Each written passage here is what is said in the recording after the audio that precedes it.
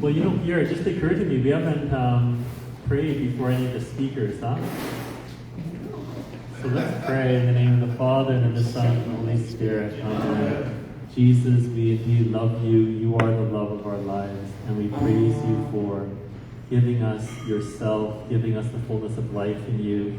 Send your Holy Spirit upon us. As Father Pierre mentioned last night, we're so aware you are the primary actor in this, but we also must respond, cooperate, keep on nourishing the seeds that you've planted so far with our first three speakers. Anoint right now, Pierre. Just anoint his talk, anoint our hearts that we can receive and really come away and move us better to become more loving spiritual fathers, better leaders, move the whole church, help move the whole church towards a culture of mission. And we entrust it all to our Blessed Mother and Saint Therese. Amen. In the name of the Father, and of the Son, and the Holy Spirit. Amen. And so, everyone, we welcome Pierre O'Reilly. He's been the Executive Director of NET Canada for the past 5 years. I was blessed to talk with him personally a few years ago. We had a NET team at our parish for a whole year. We were extremely blessed. And when we talked on the phone, we had some nice conversations. Very shrewd man, deeply in love with Jesus, so faithful to the church, and he has that wisdom. So we pass it over to you. Thank you. Boy, that's a lot of pressure. Wisdom and shrewd. Boy, I don't know. In a small package. Well, I better hang on to this because I move a lot. If I leave it up there, it's not going to be good. So yes, thank you for having me. I'm really excited to be here. I'm not going to be talking about NET. I just put it up there to give you some context. And I'm very happy to be following who I hear the speakers were. I came to Ottawa in 2019 to join NET. I'd never been a part of NET Ministries. How many of you are familiar with NET Ministries? A little bit. So I'll explain a little bit. NET is in its 30th year. We're celebrating our 30th anniversary. So every one of your dioceses will be getting a letter to sponsor our gala, just so you know. But NET began in the USA over 40 years ago in St. Paul, Minneapolis. And our mission statement is to challenge young Catholics to love Christ and embrace the life of the church. At the heart of NET is young people evangelizing other young people. NET started by 12 young people getting in a van, traveling across the USA, and doing retreats for high school students. You had university age, 18 and 30-year-olds, jammed into a van and just getting booked at parishes or churches or schools and running Catholic youth retreats to evangelize Catholic youth. And since then, NET has spread to Canada, Australia, Scotland, Ireland, and Uganda, and continues to have interests around the world. But again, the very basic principle is young people, 18 to 13-year-olds, sitting down with teenagers and sharing their faith through testimony, through talk, through witness, and challenge them to love Christ and embrace the life of the church. So I come from a very evangelistic background myself. Jumping into NET was not a big deal. Archbishop Marcel is on our board. So you already heard from Archbishop Marcel, connected with NET. Mm-hmm. Technically, he's my boss. Not technically, literally, he's my boss. You heard from Ben Turlin. Ben Turlin works with CCO, and I had my conversion through CCO, and I worked in CCO for many years. It's where I met my wife, and where I really grew in my leadership and understanding of evangelization. And part of my time in CCO was going on mission projects, and that's where I met Michael Dodd. Him and I did a mission with CCO in St. Lucia years ago. So being connected with all three of your speakers in some intimate ways is really wonderful. I know them all very well. And I was excited to hear a little bit at the table what they've shared, to know that what I'm going to say probably is going to be a bit reminiscent of what they said. It's not going to be the same thing, but it's kind of neat when things connect, and I'm excited to do that. So I moved here in 2019 from Saskatchewan, Regina, home of the greatest CFL football team. Right, thank you. I didn't get one applause. Yes. Red Blacks. Ottawa lost because Regina always had it. Yeah. All right.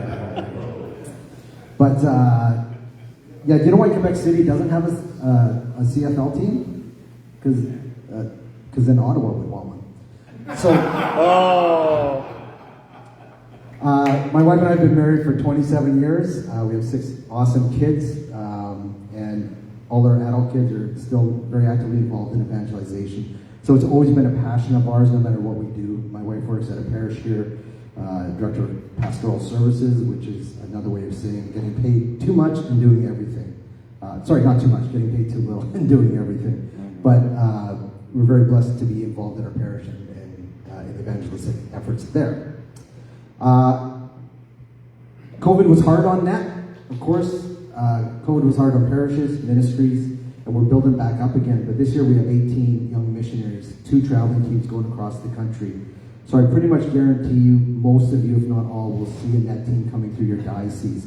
We have 1 traveling team of 10 and 1 traveling team of 8. Just so you have some context, last year our 1 traveling team alone, retreat team, did over 110 retreats and reached over 6,000 youth. And we have 2 teams going out, so you can imagine that's doubled. And the 1 team alone put on 43,000 kilometers on their vehicle. For context, that's going across the country 7 times, coast to coast, coast to coast, or back and forth 3.5 times. So they go a lot of places and they reach a lot of youth. So it's understandable that I would be asked to come speak about youth today. Now, I'm not a youth minister. What we do, I guess we would call youth ministry. But traditionally, what NET has done is not youth ministry. We're youth evangelization. The traditional model of NET to go in a van and do retreats has changed over the years, where we've adapted and we have another type of team called a discipleship team. And what a discipleship team is a smaller group that would be established in one area for the whole year. Father Justin spoke of that. He had a discipleship team in his parish about 3 years ago. And the team would embed themselves either in a parish or a community or a school district even, and kind of do youth ministry. The idea that we kind of had is popping into parishes is good, and doing retreats is nice, and setting kids on fire and then leaving them as the pastor's problem is always fun. But if we could have a model where we could have more extensive time, that's even better. And so we've developed that and keep trying to work on it and to see how we can help youth ministry in parishes, because it is a need. I'm preaching to the choir. So these discipleship teams have been very effective, and we continue to grow how to reach youth. So what I want to talk to you today about is not necessarily what you should be doing for youth ministry or how a good youth ministry model should be run. I'm not the expert in that. We're not. But what we are good at is understanding youth and how to reach them. So I'm going to have two portions of my talk today. The first one is a little bit statistic heavy, but not too many, but to give kind of a concept of where our youth are today. I'm open to this being interactive. If you have questions in the middle, put up your hand and going, I don't understand that, or tell me more about this, or what do you think? I really appreciate that. So I don't want this to be just a droning on. So feel free to stop at any time. So I want to look at the state of youth today. Hopefully my here. Clicker's not clicking.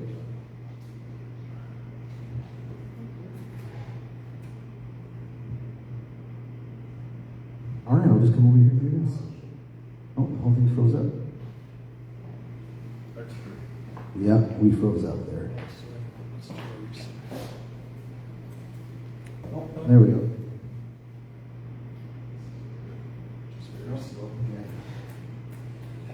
Okay, so I want to share a few quotes about youth, but I want to talk about our idea of youth. Too many times you read or hear statistics or talk about the troubles of youth today, and kids struggle with drugs and alcohol and sex and suicide and all these kind of things. And I kind of get tired of hearing that, because it always sounds like generations are getting worse and worse. And I'm here to say that the youth are no much worse than they were in our generation before. Are there problems? Absolutely. Are these things I listed things we need to be concerned about? Certainly. But every generation, youth are basically struggling with the same things. So I want to share this. This is a quote that I read. It said, "We defy anyone who goes about with his eyes open to deny that there is, as ever before, an attitude on the part of young folk which is best described as grossly thoughtless, rude, and utterly selfish."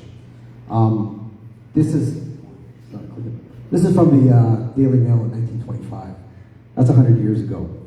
Or this quote: "Modern fashions seem to keep on growing more and more debased. The ordinary spoken language has also steadily coarsened." This is from the 1330s. Here, I'll show you a couple more. You see where we're going with this, I won't bore you. Our parents' age was worse than our grandparents. We, their sons, are more worthless than they. So in turn, we shall give the world a progeny yet more corrupt. Horace, first century. Or what Aristotle talking about youth. They think they know everything and are always quite sure about it. There's nothing different about youth today. They're young, they're impetuous, they're arrogant, they're stupid. But they're all searching for the same thing. They're all searching for meaning, they're all searching for purpose. Youth are the same today as they've always been. Now, the particular struggles may be affected by technology, may be affected by the society they're in. And the way for us to reach it may be a little bit unique. But at the core of it, again, youth need the same thing. So I'm going to pull up some stats from a couple documents here. First one is from Springtide Research Institute, which is an American organization. If you ever follow any of their stuff, I would hope you would subscribe to it. It's a wonderful insight. They do a lot of great stuff on faith, in particular with youth. And this one was coming out a couple years ago called 13, a first look at Gen Alpha. In particular, they looked at 13-year-olds, which is kind of our target audience, probably a lot of youth group age audience for you guys as well and up. And the second one is The Shifting Landscape of Faith in Canada by Cardis out here in Ottawa. And that one looks at more of faith generally in Canada. So the first one I want to look at is Cardis. So this is just generally looking at what faith is like in Canada. There's a point to all this. I promise I'm not going to bore you with it. So while there's been an overall decline in Canada, in Canadians who land on the religious end of the continuum, which would be no surprise to anybody here, a closer look at the stats reveal that certain religious indicators have seen a slight increase, while others face much sharper decline. And in particular, this is one I found important. While all religious indicators among the Canadians surveyed are lower than they were in 2018, there's been a slight increase in personal spiritual beliefs since 2020, a reversal in the overall declining trend. I'm not sure what happened in 2020, April, spring, that might have something to do with that. If you guys can remember, let me know. It seems to be a very key spot. So, you just go back one slide. Sorry, Father. No, that's good. I know. You know what might be better? Can you transfer to the desktop? It might be quicker. Okay. So while he's doing that, I might just, if you can get out of it. You escape, you get you. You can't escape it. Maybe I'll just kind of keep it like this if you don't mind, and then I'll just. Okay. Yeah, that's fine. Just stay there. I'll give you that. I'll be the clicker. Okay. I'll be that. Okay, good. So the reason I bring up this stat that I think is very relevant is across the board, there seems to be an increase in personal spiritual belief. And this jives with a lot of studies that talk about, especially in Canada and North America generally, of turning away of trusting in institutions and organizations. Certainly in religious organizations, but across the board, people have lost trust in organizations and don't want to associate themselves with organizations.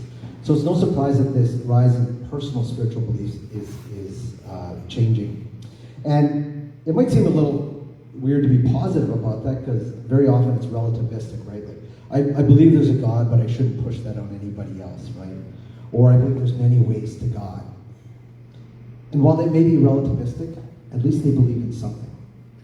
This is a positive thing. This is a positive thing that people are expressing. I do have personal spiritual beliefs. And whether they trust in a church, or whether they want to share that or force that on others, or think everybody else's opinion is just as valid as theirs, at least they believe in something and there's a starting ground. This is good news for us as a church. The next slide. So when we look at how they identify themselves in Canada, the non-religious group is quite a large group. Sometimes we call them the nuns, right? Have no religious affiliation, but this in particular, I consider myself non-religious. Not necessarily non-spiritual, non-religious. So this group has the highest percentage of youngest Canadians. 46% that identify themselves as non-religious are between the ages of 18 and 40. Now, why I highlight this is that there certainly seems to be a growth, and there's some other stats of youth believing in things. I'll share with that. But once you hit 18 into 40, it declines quite sharply. So once kids leave home, once they leave school, that that belief in being religious drops quite significantly. Now again, I'm not making a case that what NET does, our age group, that's the most important, we've got to evangelize, right? A lot of groups and ministries will say, our group is the most important to evangelize. And we're all passionate about what particular things we do. But I bring this to give some context of the importance of reaching them before they leave home. There's also importance of reaching them when they're in university, like CCO does, and it's important reaching families, before they get married, and couples and these kind of things. At every stage is important. But this identifying as religious drops off shortly after 18. So why that's important, let's look at what Springtime Research says on the next one here. When they polled 13-year-olds and asked these two questions, to what extent do you consider yourself a religious person? And to what extent do you consider yourself a spiritual person? There's a lot in there, but let me just summarize what's in there. When they asked about to what extent do you consider yourself a religious person, they had 82% say that they are at least slightly spiritual, or moderate, not the spiritual, that they're religious, that they're slightly religious, very religious, or moderately religious. 74% saying at least slightly or moderately or very religious. That's 3/4 of 13-year-olds. That's pretty amazing. And when they ask just about spirituality, can you consider yourself spiritual? 82% say they're at least spiritual or moderately spiritual or very spiritual. Yeah, please. Can you repeat that? I didn't get you well, please. Sure. So when they ask them, would you identify yourself? Do you consider yourself a religious person, like believing in religion? 74% of 13-year-olds say yes. At least slightly or moderately or very. Do you consider yourself a spiritual person? 82% said at least slightly or moderately. On the other end, only about 13% said not at all. I'm not religious, I'm not spiritual. Don't put that. 18% I'm not spiritual or not religious is 26%. So the majority of 13-year-olds would consider themselves religious or spiritual, at the very least. That's a great, great opportunity. The next slide, they ask them about their belief in a higher power. Which statement comes closest to expressing what you believe about a higher power? And it ranges from I don't believe in a higher power all the way to I don't know what I believe about the existence of a higher power. And then everything in between. I doubt a higher power's existence more than I believe. I believe in a higher power's existence more than I doubt. And I know a higher power exists and I have no doubts about it. The biggest one there, right there, is I know a higher power exists and I have no doubts about it. 49%. And also I believe in a higher power's existence more than I doubt. Those two together there make almost 75%. Again, 3/4 of 13-year-olds believe that there's something else. It might be an unknown force. It might be, a flying spaghetti monster. It might be God. But they believe there's something there. I would venture that this hasn't changed for generations. This is in our DNA as creatures of God, that we know He's there, that there's something there. And youth feel it. And in their innocence, it maintains there.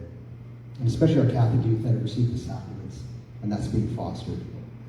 Don't look at the outward appearances of what's happening on social media or with our youth. Inside, internally, they believe in God. They believe there's something there. They believe there's truth. And they want to find it. This is a hopeful thing. Don't despair. This is great. I can tell you from our own anecdotal experience, this is true. NET would not be in existence 30 years if this wasn't true, because we'd be hitting walls everywhere we go. Because we don't do amazing things. We don't have amazing programs. We don't have fantastic slides. No, actually our slides are pretty good, but that's not what's doing it.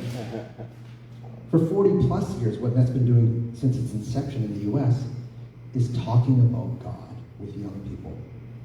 And they are open to it. I encourage you to read these studies. One of the things that came out of I think it was the Springtime one, is showing that there is no relation between religious education, or what we would call catechesis, and people remaining religious.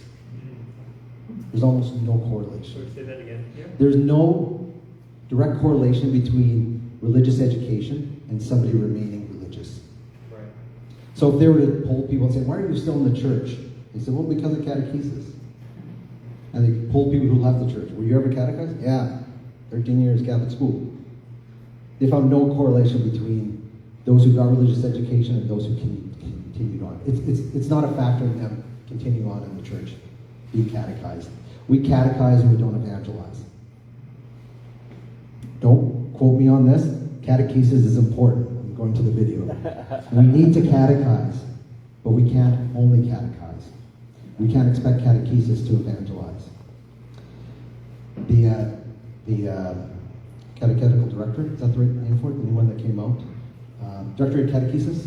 I don't know if you've had a chance to look at that. It's phenomenal. And how many times they talk about the beginning of catechesis is what? Evangelization. That's at the heart of what we need to do in all our works, is evangelization. I'm sure you heard that from Michael. I'm sure you heard that from the Archbishop. I'm sure you heard that from Ben. But it's at the heart of what we do. It's at the heart of what we need to do to reach you. We need to evangelize them. Anecdotally as well, what we have found is the generation now and generations coming up is probably the least catechized and the least spiritualized. And what I mean by that is, I'll give credit to my wife because she's got a great quote. She said, when we grew up, we would rebel against the faith. This generation has no faith to rebel against. Let me say that again. When we grew up, at least we were raised Catholic and we would, not want to do what our parents did and we don't want to go to Mass. Kids these days aren't even being raised with a faith to rebel against. Yeah. That's sad, but that's also a great opportunity. We just sent off our missionaries on yesterday, as a matter of fact. They finally hit the road. And after 5 weeks of training them, we do 2 practice retreats before they go out. We did them in Ottawa here. And the first one was a week ago today, on Tuesday, St. Jerome's School. And I was present for it. And this is a Catholic school. And I don't know the stats, but probably around half the kids probably are not come from any faith background whatsoever. And there's a mixture of some other faiths within there. But the majority of the kids are not Catholic or practicing in any way. And some of the comments the kids would give to our missionaries are like, are you guys for real? Like, what are you guys doing? What are you trying to get out of this? Right? Like, you guys get something out of this? They couldn't even understand what a missionary was or why these young people would be coming to talk to them. When I was in high school, and Net came to my high school, which is a whole other story. Didn't do much for me, unfortunately, but planted to see that blossom years later. But at least I knew what a missionary was. At least I knew when they talked about sin. At least I knew when they talked about Jesus dying on the cross for me. I knew what it meant. I rejected it, but at least I understood it. Mm-hmm. A lot of these kids at the retreat didn't know what you were talking about. There's an opportunity there to explain the faith in a new and exciting way, without a preconceived notion of prejudice. And we see that. And that affects our ministry a little differently and how we had to change over the last 30 years. So how do we reach this generation then? How do we reach a generation that is not catechized at all, or very little, but has a very open-minded approach to religion and spirituality, that believes that there's God out there? What do we do? Well, Springtime Research also did a study a few years back called Belonging. I don't have a quote for it here, but they said, we know that young people initially enter relationships, groups, clubs, and organizations because of certain commonalities. So they have a shared interest or value or beliefs or practice or vocation or profession. That's why they get into them. But they stay in those relationships when they feel like they belong. Youth want to belong. I don't think that's changed for centuries. They want to belong. Gangs have been around for centuries. You hear about it in Roman times. Groups of young ruffians coming together and doing stuff. People want to belong to something. They join because they share something in common, but they stay because they feel like they belong. Have you heard the whole behave, believe, belong thing? There's kind of a move, where you say, for people coming into the church, first you have to behave, so get your life right, and then you got to come and believe what we believe, and then you'll belong, then you'll fit in. And the whole move is to switch that around. First, you belong. First, you're welcome. This applies to parish ministry, youth ministry, anything. First, you belong. Come as you are. I don't care if you're in an unusual relationship. I don't care if you're a guy who thinks he's a woman. I don't care if you're living with your boyfriend. I don't care if you're doing drugs. You belong here. You're welcome here. Then we'll talk about what we believe. And then your behavior will change, hopefully. But too often we want to fix up your life first and then we'll go through these other things. It's the same with youth.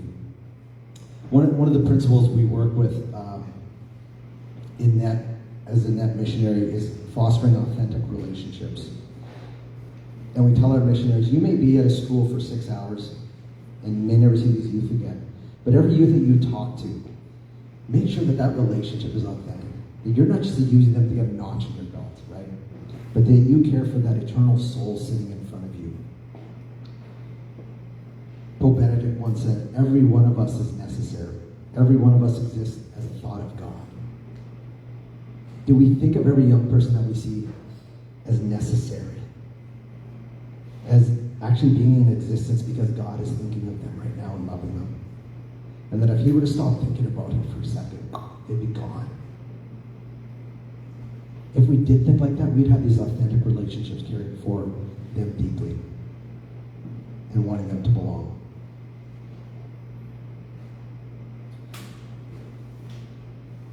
There's a principle I'll share next here. There's the 89% let's get that down. This is similar to the behave, believe, belong. But notice named and known. So if you want to know how to reach young people, this is where you can start. And I'm going to speak to you as pastors. This is applicable to anybody. And I'll tell you how we live it out in net. I kind of shared a little bit. The first one is notice. On net, we always say the retreat begins when the first young person walks through the door. Right? So we have these retreats, we set it up, we have music playing, and the chairs are ready, and the team prays, and then the teachers open the door, and the kids come in. And then you're you could say, well, you're waiting for them to all sit down, and you get up to the mic and like, hey, welcome to the net retreat. And that's when the net retreat starts. But we say, no, the retreat starts when the young person walks through the door.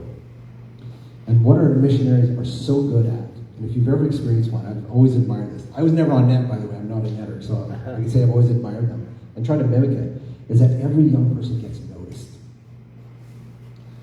This retreat we did at St. Jerome's last week, I noticed one little boy coming in, and he was pretty small, smaller than the other grade sixers, and he had a mask on. Nobody else was wearing a mask.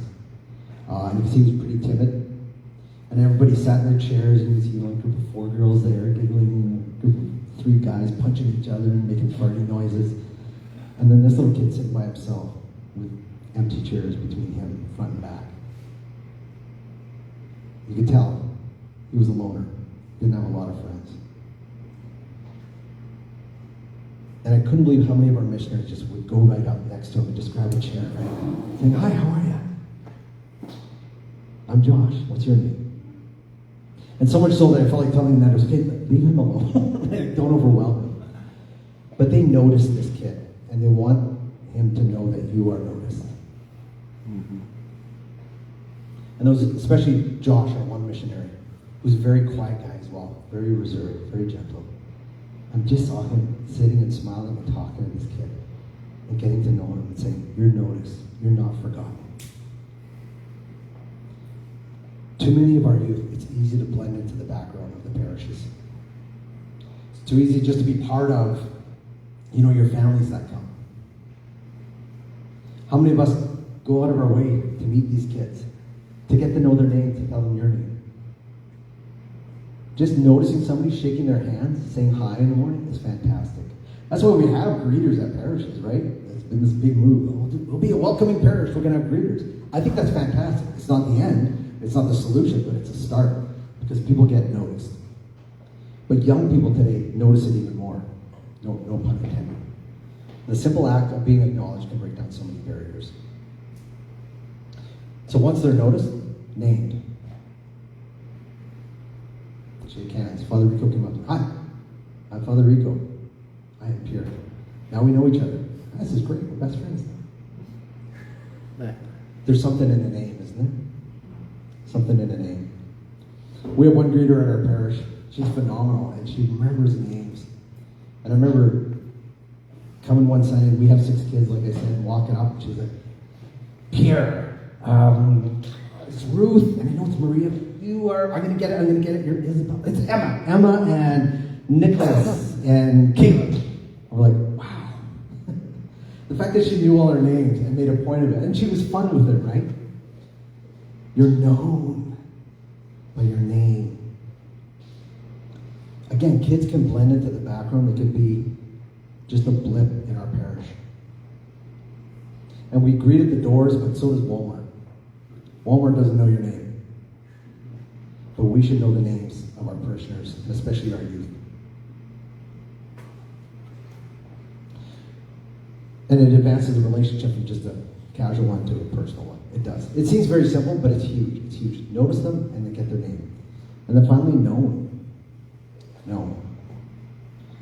This is the next step that actually involves investing in people. Now I'm sure I know Ben talked about intentional accompaniment. And Pope Francis has been big talking about accompanying people. Not just him, the church has for years, but he's been a big champion of it. And it's certainly language that we've been reflecting more and more with our missionaries is how do you accompany youth? Even in a 6-hour retreat. You gotta remember, most of our encounters with youth is like over 6 hours and we never see them again. And I wish I had time to share stories of the heart-centered change in 6 hours. And it's not just because they're noticed, that's one of them. And it's not just because we know their names, that's part of it. But it's because then we get to know them and invest in them. Every net retreat has a time for small groups. If it's not too big, we value small groups over anything else. And even our discipleship teams, it's a lot of getting to know the youth. But that involves accompanying people in their lives, in the messiness of their lives.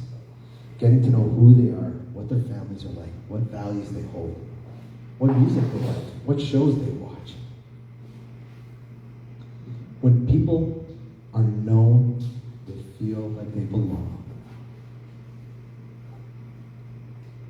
We got to know a young woman at our parish with a young boy, and she was having pretty unique troubles in her marriage, ones that I wouldn't even share. Nothing that I could imagine going through. Her husband wasn't able to be in the picture at the time, I'll just say that. And she was hurting with this young kid. And my wife had gotten to know her, like I met her and knew her name, and the first thing she did is said, come sit with us at Mass. Now again, we got 6 kids, it's a pretty busy pew, even though my oldest is 26, my youngest is 9. My other son is 19 and acts like a 5-year-old when he sits next to me, but I'm part of that as well. So we have a busy pew and it's pretty active. But we made room for her and her young son to come in. And our kids love kids too, so this little boy, they would just like tease him, and then finally he got used to them, and they would pick him up and he would play with them, and it was wonderful that first Sunday. And then the next Sunday came, and my wife Laura saw her again and said, oh, they're sitting up there. My wife's one of the door greeters. She's just everywhere. She's St. Andre Bessette is one of her favorite saints because he was the door guy, right? And she loves that. She knows the value of that. So she's always at the back, and she saw this lady come in, and, oh, our family's over there. I'm sure they can make room. When we squeeze in, she'd fit. And then the next Sunday came, and we made sure to find a pew that would have room for her because we knew she was coming. And then our kids would turn around and watch for her. And if we saw her, we'd wave, then have her come over. And her little boy would say, Izzy, for my daughter, my 13-year-old daughter. I wanted to go to Izzy. And we knew more about her life. We got to know her. And this has been over the last 6-7 months. And it's only on Sundays. We've been able to have her over once for brunch since then. But accompanying people means getting to know their lives, their messiness. And I've been able to stand beside her at the back of the church when her little kid was acting up, and I was coming back from helping with children's liturgy, and she was standing there, and I just looked at her and said, how are you doing? She's like, oh, kind of got choked up. And just put my arm around her. she just collapsed in my chest and started crying.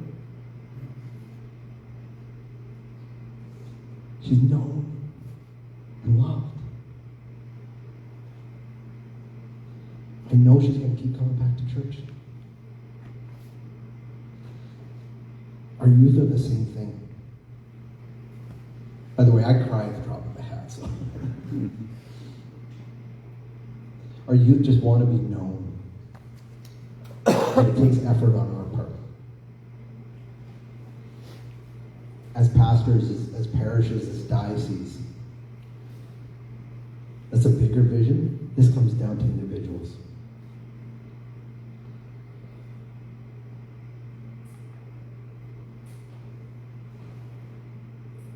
Boy, I want to go off on many different tangents from hearing what we talked about at the table. But when you hire people in your parish, especially youth ministers, but actually anybody, hire well. Hire people that believe this. Hire people that want to do this. I believe this with every fiber of my being. I am one of the most introverted people you'll ever meet. I do not like crowds. This doesn't energize me, people. I will come and introduce myself to you, but I don't like it. And I'm part of a national ministry that goes up and meets people. I'm in the wrong business. But I do it because it's necessary. I do it because, God willing, I got another 30, 40 years in my life, and I don't want to stand before the pearly gates and say, did you spend your time getting to know people? I can't let my own introvertness stop me from doing this, investing in people. Hire people that believe in this. Because I've seen extroverts that won't do this, and I've seen introverts that do this well. If we care for people and know that they're souls, we will spend the time to get to know them and bring them closer to Christ. And youth are no different. They will come to church, maybe because of their friends. They'll come to youth ministry because their parents made them, or it's a great event, but they'll stay because they feel like they're belonging. Don't underestimate the power of that first impression when a youth walks through your door with your youth ministry event. Make sure your people know this and do this. That's my first big pitch. My second big pitch, I don't know if I have a slide for this. What do I have next? Yeah, we'll wait on that. My second belief is that there's a grace coming through the church. There's always graces in the church, but I feel like there's a wave of something coming. We're feeling it in our diocese, we're feeling it in our parish, we're feeling it in our ministry, CCO's feeling it in their ministry. Other ministries like Face to Face out of Saskatchewan is feeling it. There's a particular grace, I think, coming of being bold about the truth. In a world that's becoming more and more post-Christian, like I don't think we can call Canada a Christian nation anymore. Founded on maybe Christianity, but definitely in a post-Christian world. It seems odd that we can be bold about the faith. But I think there's a particular grace that's coming or here that we're certainly witnessing in being unashamed of the gospel. Being very evangelistic in every sense of the word. And I think in youth in particular, if they still have this belief in a higher power, if they still believe that they're spiritual religious, we can't waste those opportunities to be bold about talking about Jesus Christ. To be talking about that God is real. And that you can know him. And it's a life-changing thing to get to know him and his son, Jesus Christ. These aren't normal Catholic words we like teaching wherever you want to talk in theology and catechesis, which again is fine. I approve catechesis. I think we should always do it. But when you have a short amount of time with kids, don't be afraid to talk about the faith boldly. Now again, accompaniment is something that can take time, that can take effort. And one of the other principles we teach all our missionaries is to go meet them where they're at and go where God inspires. So when you accompany somebody, you meet them where they're at. Not where you want them to be at, but where they're at. So you get to know a young person. You notice them, you find out their name, now you get to know them more. I'm like, why are you here? You know, what made you come? It's like, my mom made me come to this event. Oh, really? Like you didn't want to come? No, I think religion's stupid. Why do you think religion's stupid? I don't even think there's a God. Well, that's interesting. Why don't you think there's a God?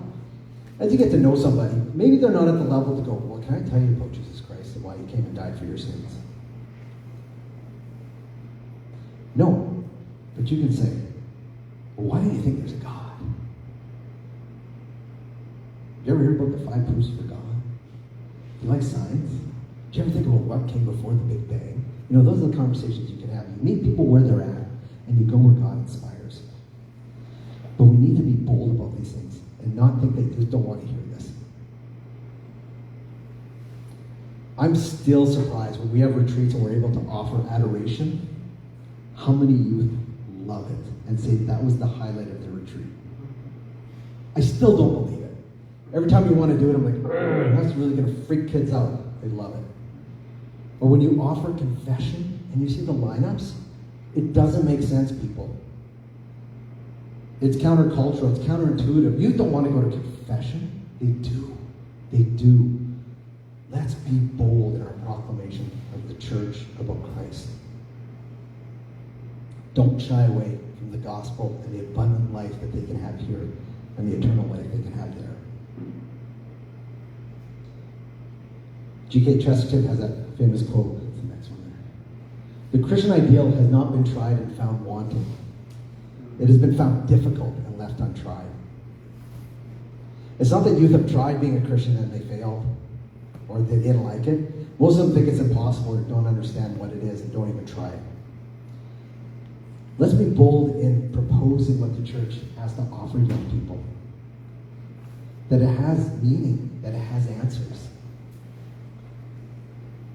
One of the keys to our successes in that is personal testimony. And we do training for weeks with our missionaries. We could train them in catechesis, and we do train them in certain apologetics, but very little. In fact, we cut down our apologetics session this year to 20 minutes to talk about the heart behind apologetics. They can watch videos on their own time and figure out how to answer these things. But we train them hours after hours on how to give a good testimony. Because we want young people to hear, give this a shot. The Christian life is a wonderful thing. There's purpose, there's meaning, there's hope. When Jesus said, I came that they might have life and have it abundantly, he meant it. And we want them to be able to express that in their story. But even more so, we want them to express that in who they are and how they share about their faith, the joy they have, the honesty they have about their struggles. But don't be afraid to propose the Christian life as something that's beautiful and meaningful.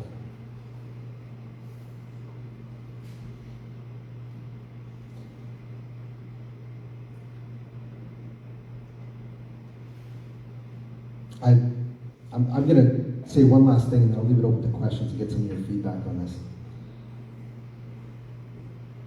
The last thing I'll say is, I believe in youth ministry in particular, and it's something we've gone through as NET, is that we need to form a culture of conversion. It's a very evangelistic word, you know. It's a very Protestant word, conversion. But obviously, it's not. The church is filled with language on conversion. But what I mean by a culture of conversion, and I've stolen this directly from the mouth of Andre Renier, by the way. Mm-hmm. He said it once, and I remember telling him, I said, oh, Andre, you said that. Like, that was it. I'm going to steal it and make it my own. He's like, fine. Mm-hmm. But we need to have a culture of conversion in the church. And what I mean by that is the belief that having a relationship with Jesus makes a difference. That having made a decision to follow Christ with your whole heart, your mind, your will, can change things for people. People can have conversions. Do we actually believe that? I don't know if we do as a church sometimes. I don't know if we actually believe that people can turn their lives around, that Christ has that power. And I use the analogy with our missionaries to try to get this across, even our staff. I said, you know what we're really good at as Catholics? I was like, we're really good at going up to, retreat, and then we have like 13-year-old Rico. I'm like, hey Rico, hey, how are you doing? I'm here, good to meet you. That's great. And I get to know Rico and more about him, and then I start telling him about my life. And you know, Rico, like Jesus just made such a difference in my life, and deciding to follow him in his church has given me a lot of hope and peace. And isn't that wonderful, Rico? 13-year-old Rico's like, yeah, this is great, this is awesome. And I'm like, yeah, he could do the same thing for you. Isn't that wonderful, Rico? And Rico's like, yeah, this is great. And I'm like, yeah, Rico, you know, and Jesus he's just waiting for for you to say yes. And I grab Rico. I won't make you get up. I do this with my staff, but I'll grab him by the hand, and I take 13-year-old Rico to the door, and I go, and Rico, like, Jesus is just on the other side of this door, and he wants to know you. Isn't that wonderful? Rico goes, yeah, that's great. And I go, ah. I go over to 13-year-old Louis. Louis, Jesus loves you so much. I say the same thing to 13-year-old Louis, and I lead Louis over to the door. I go, Louis, Jesus is just on the other side. He wants to know you. He just wants you to say yes to him. And isn't that great? And 13-year-old Louis says, yeah, that's wonderful.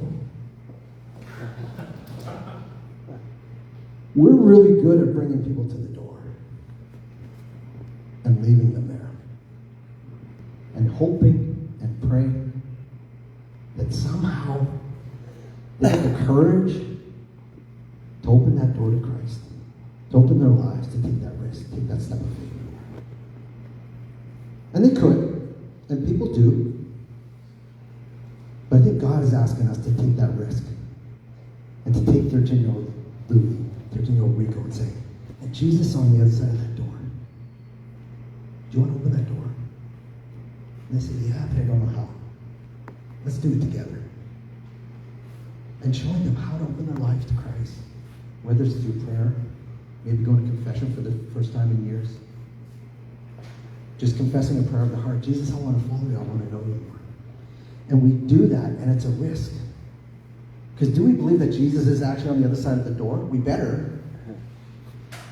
Do we believe that he meant it when he said, knock and it shall be open? And behold, I stand at the door and knock. If anyone opens up the door, I will come in and dine with him and he with me. Do we believe that? And do we believe that an encounter with Christ makes a difference? That conversion is possible? We better. Otherwise, we're not going to take that risk. Are you hiring people that are doing that? You better, otherwise they're not going to take that risk. I don't care if it's youth ministry or marriage or a morning ministry. We need to have a culture that believes that knowing Christ and making that decision for him can make all the difference in somebody's life. And we need to be bold about it. It's hard to break it down just to youth ministry. It's not just youth ministry. It's all around the board. But we're seeing the success in our missionaries. We're seeing the success on the road. We're seeing in a 6-hour retreat when our missionaries can implement these things of noticing kids, naming them, getting to know them, and then being bold about the gospel. If they feel it's right, if they feel the Holy Spirit is challenging them, we're seeing amazing things happen. We're seeing atheistic kids overnight, literally overnight. We had a 2-day retreat. There was one kid that was completely atheistic, completely antagonistic. And one of our missionaries, Amanda, said, we had this prayer time in the chapel, and I asked if she wanted to pray, and she said no, and I left dejected, and she said, I should have went back and talked to her more, but I didn't. I chickened out. And that night she was really kicking herself and telling the Lord that she chickened out. The next day she got to school again. She sees this young girl. She's like, okay, I'm going to go up. I'm going to go talk to her. She just went and talked to this young girl and said, how are you doing? Oh, good, but I'm thinking about yesterday. Well, why? I don't know, I felt like something's missing. Amanda said, do you want to pray? Do you want to pray with you? She said, yeah, I really do. So Amanda said, wait here. And she ran and got another missionary. She said, I'm not going to blow this. Come with me. I need you to come. And they went and they prayed with her. And this young atheist 13-year-old girl turned her life over to Christ. And the next week, this missionary was calling back to the school, just following up with something. And the contact person, one of the teachers, said, you don't know the impact you had on that girl's life. She's a different girl. We need to be bold and we need to trust that conversion is possible, even in a 13-year-old kid. Because if we don't start hiring people, if we don't start wanting to accompany young people, by the time they're 18 to 40, you're going to lose them. Or you're going to see a sharp decline.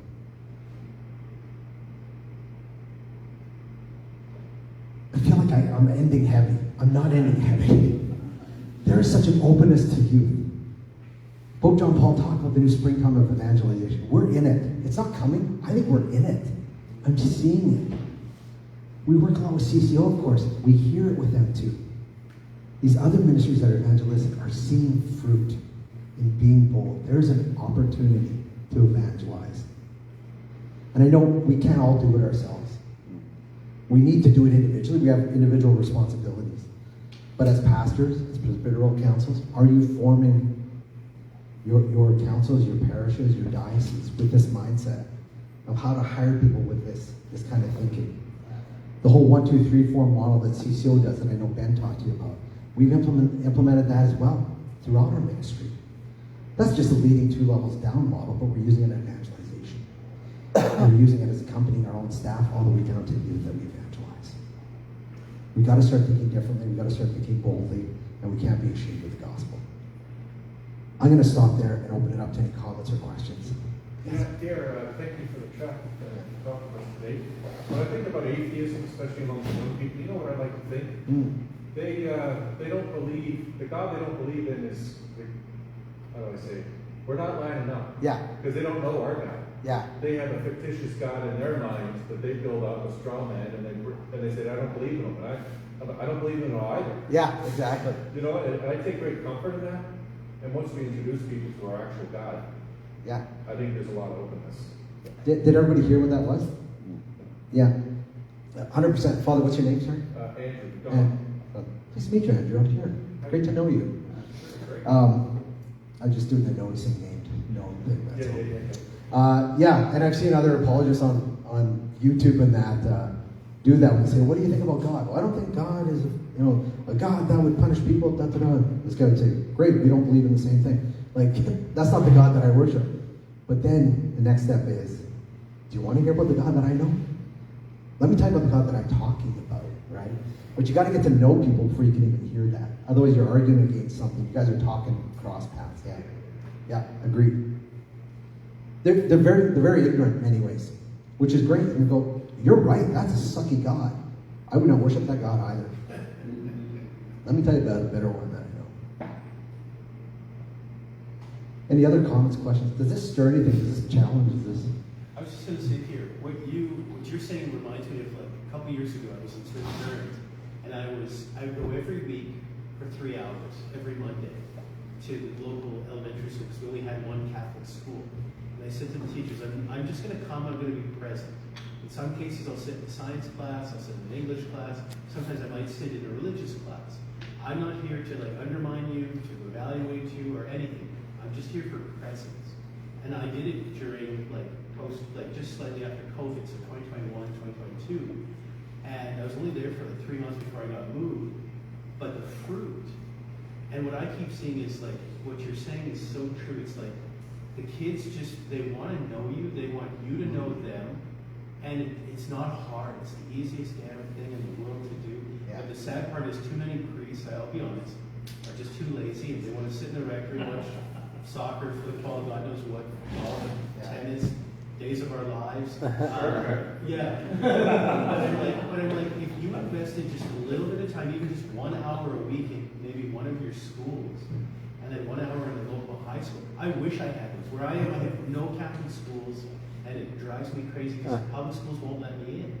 But a Catholic school, oh heck, it's like, move over, I'm coming on over, I'll come over, I'll bring donuts for the teachers. I don't care, I'll bribe you, I'll buy you, I don't care what it takes to get in those doors. But it's like, there's an opportunity when we talk about parishes that are like 80 plus.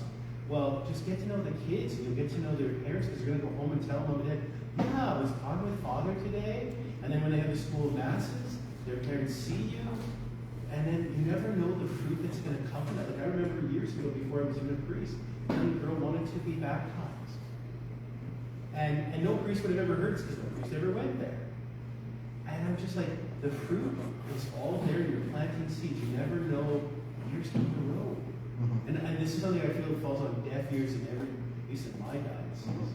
Most of the priests have zero interest. They all use the excuse, well, I'm waiting to be invited. Well, it's Catholic. You don't have to. You could call up and talk to the principal, because they all have to, checking boxes. Like we do stuff with the church. Right. Yeah, that's wonderful, Father Chris. And it's more about an attitude than finding opportunities necessarily. We need to fight for opportunities, but it's a challenge for each of us to have this kind of attitude, right? That I'm not going to waste an opportunity with anybody that I meet. But of course, I'm speaking here of youth, so especially with youth. One point you brought up that's really good is don't forget that there's always a family behind that kid that you met, right? That you can always involve and somehow get involved in the parish. I'd love to get into parish ministry. It's my other second love. I think youth ministry is scary, and anybody that goes into it is crazy. That's why I sit back in the office in Ottawa, and I look really good and holy working for youth ministry, but I think you're nuts to go into youth ministry because teenagers are scary, right? But they're also beautiful, and they're open, and they want to know, and they're hungry. But don't forget that there's a family behind that. And the parishes that I've been a part of that have been successful is when they don't forget that and they integrate families somehow. And they see ministry in a parish as a holistic thing. So, back one of my two favorite parishes, Christ the King in Regina, where I came from, what was really happening, and I think continues to happen there, is this idea that when you have a family walk through your door, you want your staff or parishioners, especially those that are in leadership, to be getting to know them, but then always having in the back of their mind is, what do they need that we have to offer? So you have a family with 2 kids. Hey, you kids interested in youth ministry? Something cool's happening this week. Parents, we have Alpha coming up. Are you interested in that? Or a women's study. And I remember I was chair of the parish council, and one of the AGMs suck, right? They're horrible. And I was tired of doing them. And I had one person on our parish council, she was wonderful. She's like, people will go where you lead them. Don't start with the budget, start with something inspirational. So I started talking about a presentation about, I said, I don't want to talk about our budget first, because our budget's just a tool. And our budget's a tool to get things done in the ministry. I want to tell you about what's happening in the parish. And so I talked about this one family that came in. This was a real family. And I said, they came in, the kids were interested in sacrament prep. They came in because they want to get the kids to sacraments. They haven't been coming to church. So we run sacrament prep really well. And we try to involve the parents in it. And as we got to know the parents, not just have them come, but actually have volunteers getting to know the parents and see what their needs are, they invited the mom to this women's study that they were having. The mom was looking for community. She came, got to know these women, started coming back to the faith.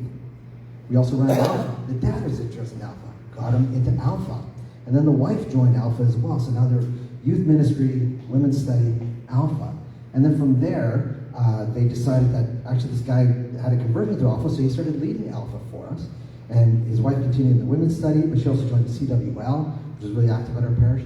And I was putting this up on a chart that just started there. You know, it would dash out, and they were here, and then all these things. And to say, this didn't happen by accident. We had these ministries there, but they just didn't just happen to fall into them. They came through the door sacrament prep as a family, and we saw what are the needs that we can serve. And then we got them involved. And not just involved in these events, but in the parish. To where, like I said, he took over Alpha, and she's on what she's doing there now, but they're still very much involved. It's got to be purposeful. You got to get to know people and accompany them and reach out to them. And when a young person walks through your door, don't forget about that family, because the more you get the family involved, then the kids are going to stay. Because I guarantee if we hadn't invited that mom to a women's study or had a women's study to invite them to, I wouldn't know this family. They would have went through sacrament prep and gone. You know the story. You guys have all seen the story more than I have. So don't forget that family. Get them involved. Here, thank you for the presentation today. I love the energy. And I love the ease that you have in speaking. It's enjoyable to have that presentation. That means I speak too much, but I that's It's fine. good. It's like you're a little fireball. It's awesome. I'm kind of short and stocky, so I feel good about that. Here's what I think. When I get on the airplane to come here, they said, when you're traveling with kids and the air pressure falls, please make sure that you put the oxygen on yourself first before you pass out trying to put it on your kids. And I mean, I love the interaction and all of that with the kids that I get to be with. But my sense is that priests are if we looked at our diocese and said, okay, what percentage of priests are dejected? What percentage are just hanging on? What percentage are sick?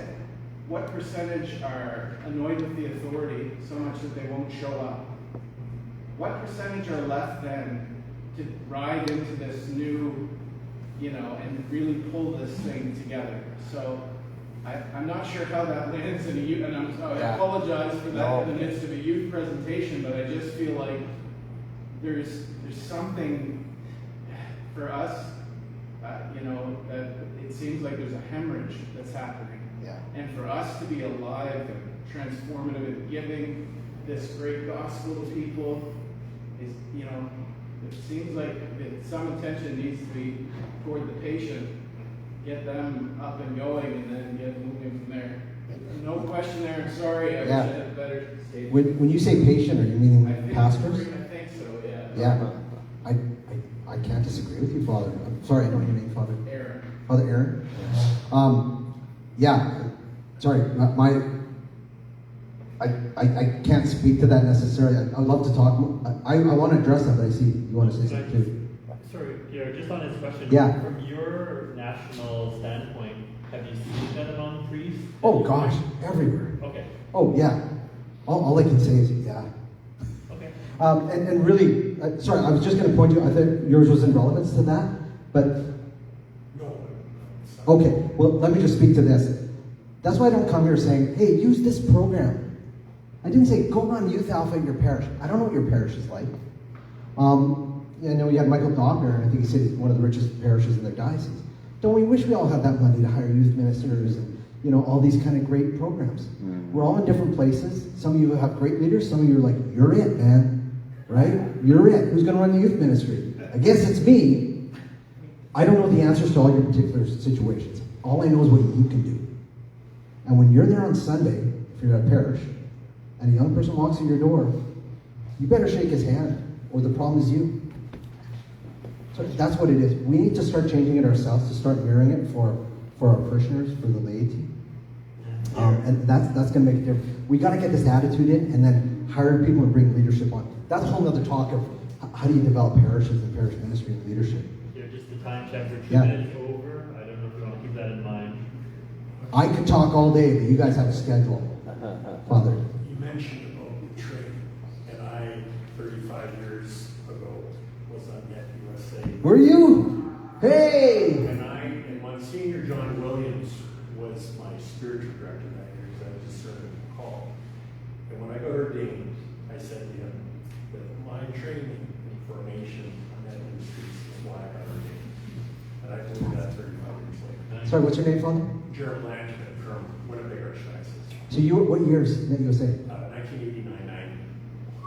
Had you done a year earlier, you would have done my first retreat. But I mean, when you try to decide what to do and I Yeah. I mean, it was such core. Yeah. For me, those 5 weeks was, Crazy, huh? yeah. I You mean, can't pay good money for, it's just awesome. well, you can if you have to raise $9,000. You can come on, but that's fine. It was $1,500 a night. Yeah, let's not age ourselves, right? Yeah, it's tough, Father Aaron. I feel your pain. I've seen it. All I can say, we kind of spoke it at our table a little bit. Find one person in your parish that has that mindset. Form yourself and form one other person in that, right? Find somebody that can start. A lot of talks I've heard lately is like, think big, start small. Start small. A couple of resources I'll really recommend, if you guys are readers, Start With Why by Simon Sinek, S-I-N-E-K. Start With Why, or Begin With Why, I think it's called. Find out your why.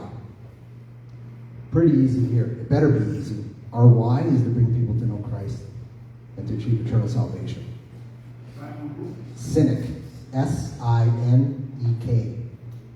Begin with why. It just helps you reorient, like, okay, why are we doing everything? I always laugh at parish mission statements. I know we all have parish mission statements, and we are a welcoming community, blah, blah, blah, blah, blah. Sorry, our mission is what the church's mission is. I don't care where your parish is. We're going to do it in your own unique style and in your own unique environment. Parishioners are what you need, but our mission is all the same. Our why should be what the church's why is, but it's a great book to get there. The other one is called The Multiplication Effect, and it's a new one. I can only recommend it on my wife's recommendation because she literally got it last week and is going, this is going to change a lot. But it's talking about how to multiply your efforts, how to bring people in, and how to multiply that. And I think that's particularly necessary as leadership in the church, especially as pastors. This is outside of presbyterial councils, of course, but as yourselves as priests and pastors, how do you multiply your efforts? Because you can't do everything. So that's a book? Multiplication Effect by Mac Lake. Who know, you know it? No. Oh, you're just looking it up? Yeah. You get it on Amazon for $25. All right. Well, thank you. Any more questions? Just, sorry, Rory.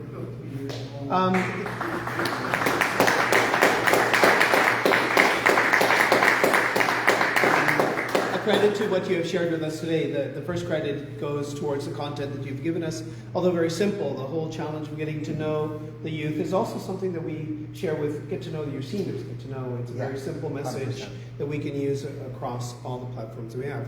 But that your vision was, number one, so big, and that you would cause one of our brothers to have the strength to stand up and say, listen, this is kind of making us tired. Yeah. So that's again a credit to the vastness, the bigness of the vision that you have presented to us, and also the energy that you are applying to do your part in it. So on behalf of CFPC, thank you very much. Continue blessings on your ministry. Thank you. Thank you.